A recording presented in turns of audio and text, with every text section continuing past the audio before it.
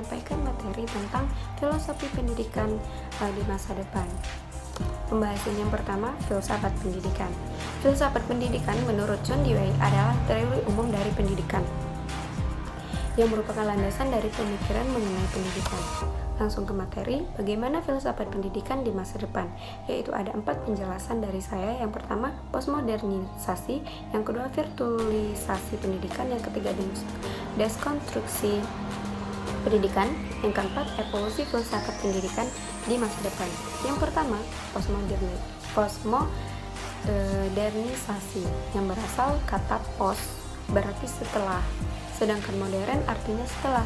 Nah, menurut Jean-François Lyotard berpandangan bahwa konsep postmodern merupakan penolakan terhadap konsep modern.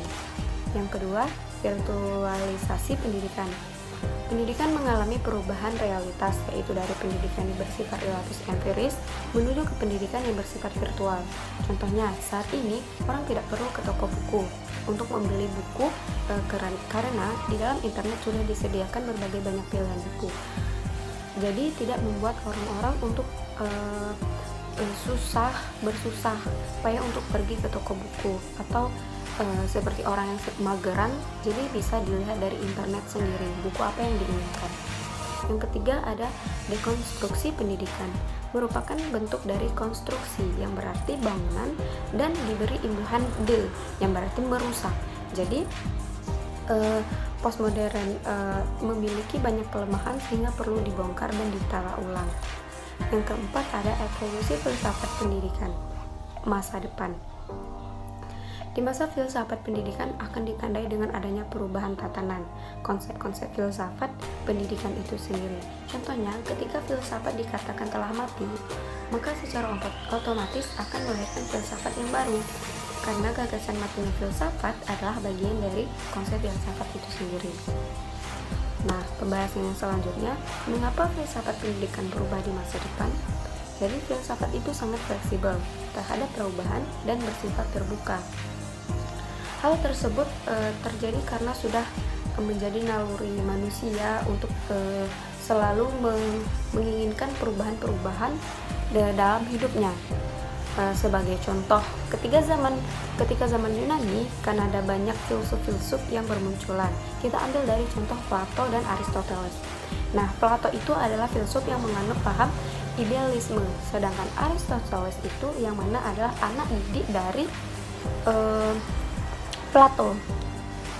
Nah, dari sini dapat ditarik bahwa Aristoteles menyatakan ia ingin menciptakan keadaan yang berbeda, atau ia ingin menciptakan keadaan yang baru, yang mana tidak sama dengan paham Plato, walaupun Aristoteles adalah anak didik dari Plato.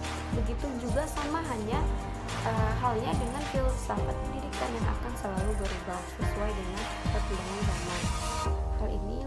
Hal inilah yang membentuk pola pikir atau filsafat juga berubah mengikuti kebutuhan sesuai dengan perkembangan. Contohnya, dahulu orang-orang berlomba untuk mempelajari mesin demi membuat sebuah laporan yang diketik. Namun lihatlah, saat ini karena adanya perkembangan dan kemajuan zaman, semua orang justru berlomba-lomba untuk mempelajari Microsoft demi membuat laporan. Baiklah teman-teman, itu tadi adalah materi filosofi pendidikan di